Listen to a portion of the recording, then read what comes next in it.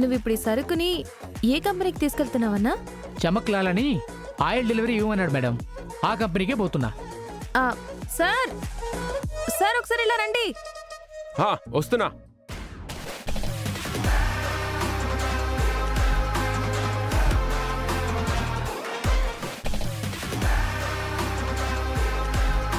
చెప్పండి సార్. ఏమీ లేదన్నా, మా దగ్గర కొన్ని ఆయిల్ డబ్బాలు ఉన్నాయి. నీ ఆటోలో ఉన్న ఆయిల్ డబ్బాలు మాకిచ్చి మా దగ్గర ఉన్న ఆయిల్ డబ్బాలు చమక్లాల్ కంపెనీలో అన్లోడ్ చేయాలి. అరే, మీరిచ్చే ఆయిల్ డబ్బాలు చమక్లాల్ కంపెనీలో అన్లోడ్ చేయాలా? అట్లా చేస్తే ఆయన ప్రాణం తీస్తాడు సార్. ఇప్పుడు నీకు 1,00,000 ఇచ్చినా కూడా ఆయన నీ ప్రాణం తీసేస్తాడా? ఏంది 1,00,000? చాలకుంటే చెప్పు, ఇంకో 5-10 సెట్ చేసేద్దాం. అట్లానే సార్, ఇయ్యండి ఇయ్యండి. 6 డబ్బాలు ఏంటి సార్, 60 డబ్బాలు ఇయ్యండి. మొత్తం చమక్లాల్ కంపెనీలో వేసేస్తా. నీ టాలెంట్ తెలుసు కాబట్టే మేము నిన్ను కలిసామన్నా. అన్నట్టు అడగడం మర్చిపోయాను, మొన్న జానకమ్మ స్వీట్ షాప్లో కల్తీ ఆయిల్ డబ్బాలు తీసుకెళ్లి పెట్టింది కూడా నువ్వే కదన్నా?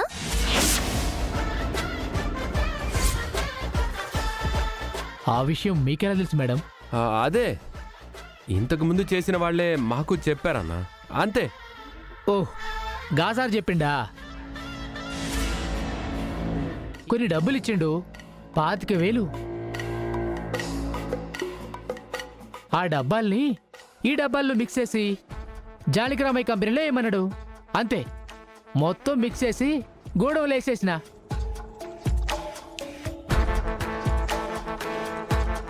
దెబ్బకి దరిద్రం వదిలిపోయింది. కల్తీ ఆయిల్ కలిసిందని ఆ షాప్ని సీజ్ చేసిండ్రు. గదంతా మన టాలెంటే.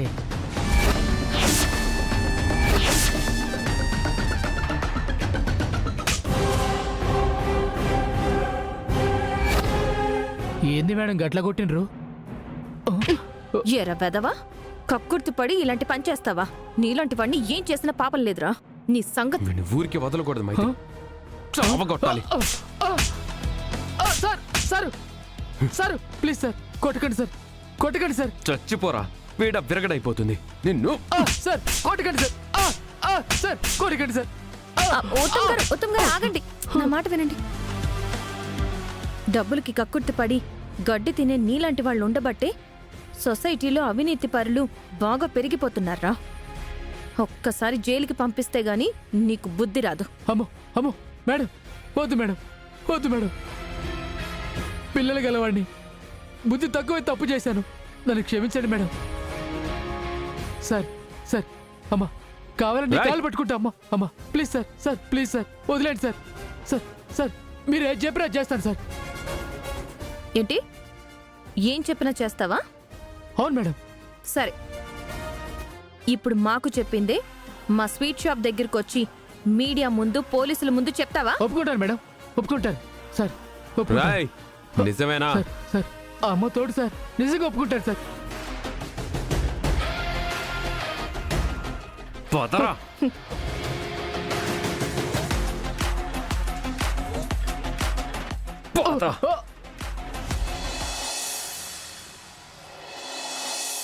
జానకమ్మ గారు, మీ మీద ఉన్న గౌరవంతో, కంపెనీ మీద ఉన్న రెస్పెక్ట్తో నిజం నిరూపించుకోవడానికి ఒక్క అవకాశం ఇచ్చాం. బట్ ఇచ్చిన గడువు లోపల మీ నిజాయితీని ప్రూవ్ చేసుకోలేకపోయారు. సో షాప్ని సీజ్ చేయబోతున్నాం.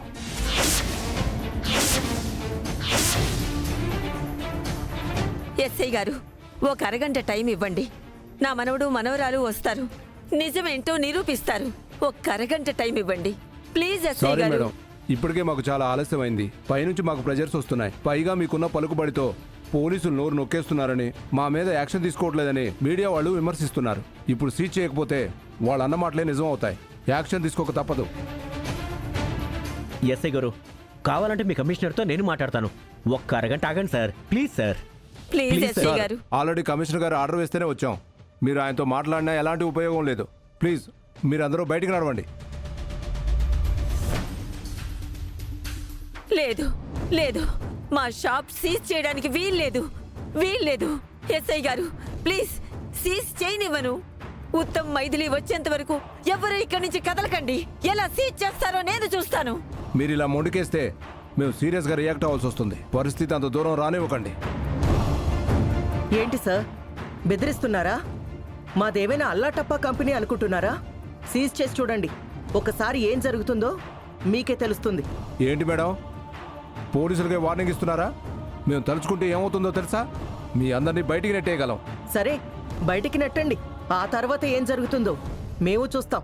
ఓ, సిస్టర్ ప్లీజ్ ఆవేశపడుకో. అవతల మీడియా వాళ్ళు ఉన్నారు. పొరపాటున అత్తయ్య గురిని మెడపట్టుకుని బయటికి గెట్టారంటే ఇప్పటిదాకా మనం పెంచుకున్న పరువు ప్రతిష్ట మొత్తం మంటలో కలిసిపోతాయి. ప్లీజ్. నిజమే అన్నయ్య. ఆలోచించు సిస్టర్.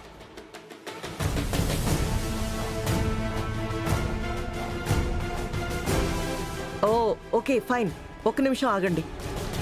అత్తయ్య గారు, విషయం పెద్దదవ్వకముందే మనంతట మనమే బయటికి వెళ్ళిపోవడం మంచిదేమో అనిపిస్తుంది. ఏం మాట్లాడుతున్నావు సుహాసిని? మన షాపుని వదిలేసి వెళ్ళిపోవాలా?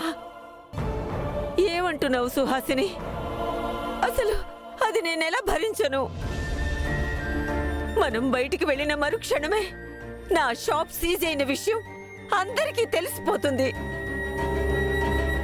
ఆ తర్వాత నా కంపెనీ శాశ్వతంగా మూతపడిపోతుంది. అదే జరిగితే ఈ జానకమ్మ ప్రాణాలతో ఉన్న బతుకుతున్న శవంతో సమానం. బతుకుతున్న జానకి! శవంతో అత్తయ్య, సమానం. అత్తయ్య, చేతికి రా అన్నయ్య. అత్తయ్య, శవంతో సమానం. కూర్చో. అత్తయ్య, కూర్చోండి. అత్తయ్య గారు కూర్చో. అత్తయ్య. కూర్చోండి. జాగ్రత్త. రండి. జానకి. అమ్మా, అత్తయ్య గారు, అత్తయ్య గారు, అత్తయ్య గారు. అయ్యో. అత్తయ్య గారు, ఏయ్ త్రిష, నువ్వు వెళ్ళి చూస్తున్నారు కదా, తన కంపెనీని పోలీసులు సీజ్ చేస్తున్నారని తెలియగానే జానకమ్మ గారు స్పృహ తప్పి పడిపోయారు. వాళ్ళ కోడలు అల్లుడే కాకుండా పక్కనున్న ఎంప్లాయీస్ కూడా ఆమెను స్పృహలోకి తీసుకురావడానికి ప్రయత్నిస్తున్నారు. అంబులెన్స్ కి ఫోన్ చేయవయ్యా. జానకి, మాట్లాడు జానకి. ఇక్కడున్న పోలీసులు మాత్రం చెయ్యాల్సిందంతా చేసి చోద్యం చూస్తున్నారు. కెమెరామెన్ నవీన్ తో శోభ, ఓవర్ టు స్టూడియో.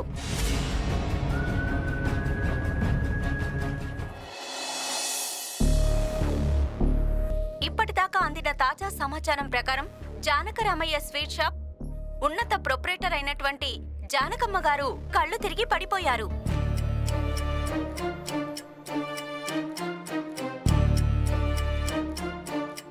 తన స్వీట్ షాపు సీజ్ కాబోతుందన్న బాధలో బీపీ పెరిగి స్పృహ తప్పినట్టుగా సమాచారం.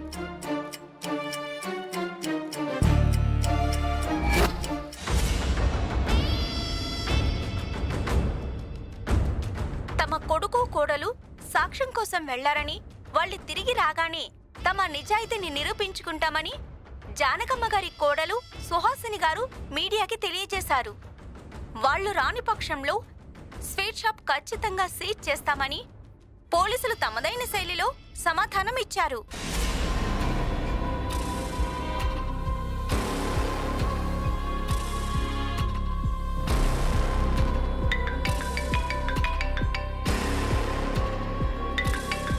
హల్వా బ్రో, నీకు 100 years. నేనే నీకు ఫోన్ చేద్దాం అనుకున్నాను, ఈలోపు నువ్వే చేసావు. అవార్డు అందుకోవాల్సిన జానకమ్మ గారు ఇలా అప్రతిష్ట పాలై అందరి ముందు కళ్ళు తిరిగి పడిపోయారంటే చిన్న విషయం కాదు బ్రో. మనం సాధించిన గ్రేట్ అచీవ్మెంట్. అవును భయ్యా, ఇంకాసేపట్లో జానకమ్మ ఐసీలోకి వెళ్తారు. ఆల్రెడీ ఐసీలో ఉన్న స్వీట్ షాప్ శ్మశానంలోకి వెళ్తుంది. Wow, wonderful bro. జానకమ్మ గారు ఐసీయూలోకి వెళ్తారు, స్వీట్ షాప్ శ్మశానానికి వెళ్తుంది. Water rhyming. అప్పుడే ఏమైపోయింది భయ్యా, ఆ ఉత్తంగాడికి మైథిలికి సాక్ష్యాధారాలు దొరక్క ఆ స్వీట్ షాప్ ముందుకొచ్చి కుల్లి కుల్లి ఏడుస్తారు చూడు. ఆ సీన్ అన్నిటికన్నా హైలైట్ అవుద్ది భయ్యా. ఎస్, ఆ జానకమ్మ స్వీట్ షాప్ మూతపట్టం స్టేట్ మొత్తం వైరల్ అవుతుంది. దాంతో ఒకే ఒక్క కస్టమర్ కూడా జానకి రామయ్య స్వీట్ షాప్ వైపు అడుగు పెట్టని పరిస్థితి వస్తుంది. అదే జరిగితే మా మందాకిని స్వీట్ షాప్ ఫేమస్ అవుతుంది. అవునన్నా, నాణ్యతకి నమ్మకానికి మారుపేరైన ఈ మందాకిని స్వీట్ షాపే కస్టమర్లకి దిక్కవుతుంది. ఈ స్వీట్ బిజినెస్ చేసే మందాకిని చరిత్రలో దేవత అవుతుంది. వండర్ఫుల్గా చెప్పావమ్మా. ఎస్ఐ గారు, ఎస్ఐ గారు, వినండి. ఒక అర్ధగంట వెయిట్ చేద్దాం. నా మనవడు మనవరాలు వచ్చేస్తారు. ఒక అర్ధగంట వెయిట్ చేయండి సార్, ప్లీజ్. ఇప్పటికే ఆలస్యమైంది. కానిస్టేబుల్ ఎస్ఐ గారు, ప్లీజ్ ఎస్ఐ అండి. గారు, వద్దని చెప్పండి. ప్లీజ్. ఒక అరగంట టైం ఇవ్వండి. నిన్ను నువ్వు ఎక్కువ అంచనా వేసుకో, తప్పులేదు, కానీ శత్రువులను మాత్రం తక్కువ అంచనా వేయద్దు. వాట్ డాడ్, ఆల్రెడీ టీవీలో చూస్తున్నాం కదా, వాళ్ళ ఓటమి స్టార్ట్ అయింది, మన విజయం మొదలైంది. ఇంకా మైథిలి ఉత్తరం రాలేదు కిషోర్. వాళ్ళు వచ్చాక చెప్పు ఎవరిది విజయమో ఎవరిది ఓటమో. What nonsense are you talking dad? ఈ మాట నువ్వు అన్నావు కాబట్టి నేనేం మాట్లాడలేకపోతున్నాను. అదే వేరే వాళ్ళు అయి ఉంటే షూట్ చేసి ఉండేవాడిని. భయ్యా, మీ డాడీ చెప్పినది 100% correct. Don't underestimate power of Uttam and Maithili. What are you talking? వాళ్ళిద్దరూ అంత తోపులా? అవును భయ్యా, ఆ ఉత్తమ్ మైథిలి కలిసి యాక్షన్లోకి దిగితే వాళ్ళని ఆపడం చాలా కష్టం. మీరు చెప్పింది నిజమే అవ్వచ్చు, బట్ వాళ్ళు ఈసారి ఢీ కొడుతుంది కిషోర్ బాబుని. కిషోర్తో ఆట అంత ఈజీ కాదు హల్వా బ్రో. టైం ఇవ్వండి. క్లోజ్ చేయకండి. ఆగండి ఆగండి.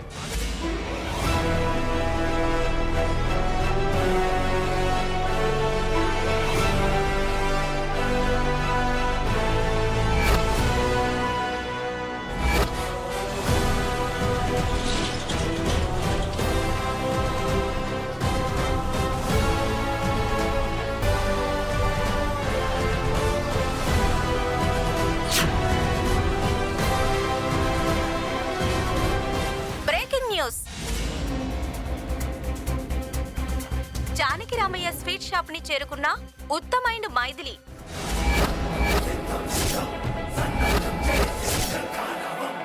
ఎస్ఐ గారు, మా స్వీట్ షాప్లో ఎలాంటి తప్పు జరగలేదని, జరిగిన కల్తీకి మాకు ఎలాంటి సంబంధం లేదని నిరూపించడానికి సాక్ష్యం అడిగారు కదా, ఎదుగో మీ కాళ్ళ దగ్గర పడ్డాడే, జరిగిన అవినీతికి వాడే ప్రత్యక్ష సాక్ష్యం.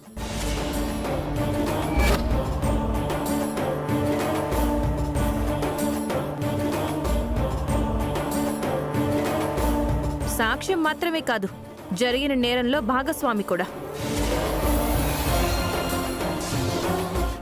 తాము ఏ నేరం చేయలేదని, మా స్వీట్ షాప్ లో ఎలాంటి కల్తీ జరగలేదని సాక్ష్యంతో సహా వచ్చిన జానకమ్మ గారి మనవడు మనవరాలు.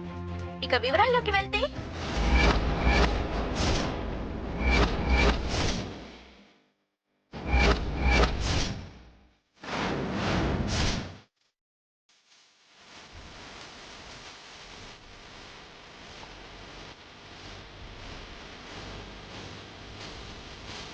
కిషోర్ భయ్యా, చూసినావుగా, ఇప్పటిదాకా నీ ఆట నడిచినది, ఇప్పుడు మైథిలి ఆట స్టార్ట్ చేసినది. జాగ్రత్తగా చూడు భయ్యో.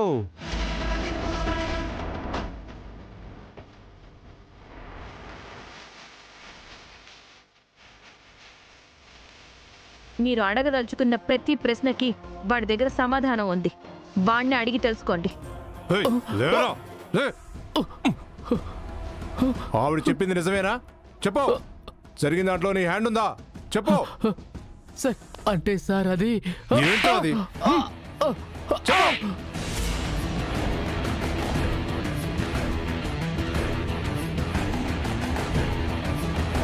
చెప్పరా, చెప్పు. సార్, చెప్పు. చెప్తాను సార్, చెప్తాను సార్, నిజమేటో చెప్తాను సార్. ఆ రోజు జానకిరామయ్య స్వీట్ షాప్కి ఆయిల్ డబ్బాలు అన్లోడ్ చేయడానికి వస్తున్నాను. దారి మధ్యలో రై, కన్ఫామ్గా ఈ రూట్లోనే వెళ్తుందా? అరే మామా, నేను ఎంక్వైరీ చేసినారా, ఖచ్చితంగా గీ రూట్లోనే వస్తాడు. మరి ఇంకా రాలేదేంట్రా? నాకేం తెలుసు మామా, నన్ను ఎక్కుతున్నావు.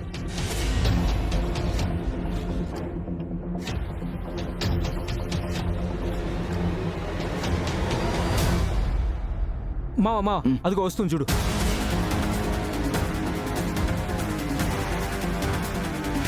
రే, దాన్ని ఆపరా. ఆ. రే, రే, రే, రే, రే, ఆపరా, ఆపరా. ఎవర్రా మీరు? రేయ్, ఎవర్రా నువ్వు? సావనికి నా బండి దొరికిందా ఏంది? బండి కింద పడతావా ఏంది? అది కాదన్నా, చిన్న హెల్ప్ కావాలి. హెల్పా? ఏందా హెల్ప్? ఏం లేదు భయ్యా, జానకిరామయ్య గారి స్వీట్ షాప్కి ఆయిల్ సప్లై చేసింది నువ్వే కదా? సప్లై చేసేది నేను కాదు, డీలరు. మనం ఓన్లీ ట్రాన్స్పోర్ట్ చేస్తామంతే. అదేలేరా, నువ్వు ఈ ఆయిల్ని గోడౌన్లో అన్లోడ్ చేసేది నువ్వా కాదా అని అడుగుతున్నాం. అవునా? నేనే. ఎందుకు అడుగుతున్నావు? ఏం లేదు తమ్మి, నీ బండిలో ఉన్న ఆయిల్ని డబ్బాలు మాకిచ్చేసి మేమిచ్చిన ఆయిల్ డబ్బాల్ని తీసుకెళ్ళు. ఆయిల్ డబ్బాలు ఆ గోడౌన్లో పెట్టావంటే నీకు 10,000 ఇస్తాం. ఏంటేంటి? బండిలో ఉన్న ఆయిల్ డబ్బాలు బయట పెట్టి మీరిచ్చిన ఆయిల్ డబ్బాలు లోపల పెడితే 10,000 ఇస్తారా? ఏందన్నా ఈ కిరికిరి? నాతో ఏమైనా ఇల్లీగల్ పనులు చేపిస్తున్నారా ఏంది? అవునా, మేం చేసేది దందాలే. నువ్వు కూడా చేయగలిపినావు అనుకో, నెల నెల మస్తు పైసలు ఇస్తాం. శాంపిల్గా ఇదిగో ఈ 25,000 ఉంచుకో, తీసుకో. ఆ? 25,000? ఇది చాలా తక్కువ తంబి. నువ్వు మాతో చేతులు కలిపావనుకో నెలకి 50,000 ఇస్తాం. 50,000? అవును, నేను చెప్పిన పని మూడో కంటికి తెలియకుండా చేసావంటే మా సార్తో చెప్పి 1,00,000 కూడా ఇప్పిస్తాం. అమ్మో, 1,00,000? అవును, ఇప్పుడైనా ఈ ఆయిల్ డబ్బా లోపల పెట్టుకుంటావుగా? ఏందన్నా 1,00,000 రూపాయలు అంటుండ్రు? ఇన్నే డబ్బులు తెచ్చిండ్రు, ఇంకొక 50 కూడా తెచ్చుండాల్సిందే. బండిలో పెట్టేసుకోండి, మొత్తం గోడౌన్లో దింపేస్తా. అన్న దారిలోకి వచ్చిండు. సర్దారా శంకరు, నువ్వు కూడా కొద్దిగా హెల్ప్ చేయన్నా? అటగా అన్నా.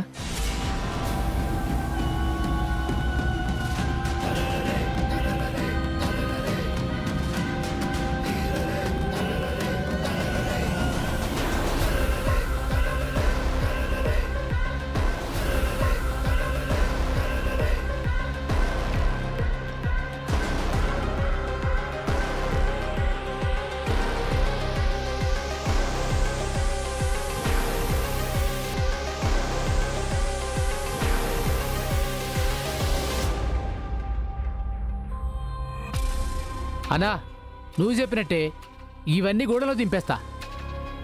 ఆ 1,00,000 ఎప్పుడిస్తారు? గోడంలో ముందు అన్లోడ్ చేయరా. మా సార్కి చెప్పి 1,00,000 కాదు 2,00,000 ఇప్పిస్తా. సరేనా? అన్నా, ఇంతకీ మీ సార్ ఎవరన్నా? అవన్నీ నీకెందుకురా, నేను చెప్పిన పని ఏంటి అది చేయిపో. పో పో. గట్లనే అన్న, వెళ్ళొస్తానా? పో పో పో.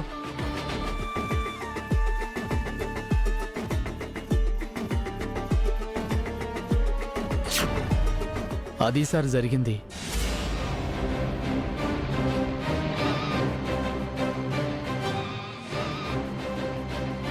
అలా వాళ్ళిద్దరూ డబ్బులిస్తామని ఆశ పెట్టేసరికి కక్కుర్తిపడి ఒరిజినల్ డబ్బాల స్థానంలో ఎక్స్పైరీ డేట్ దాటిపోయిన డబ్బాల్ని తెచ్చిపెట్టాను సార్. ఆ సరుకును తీసుకొచ్చి గోడౌన్లో పెట్టాను.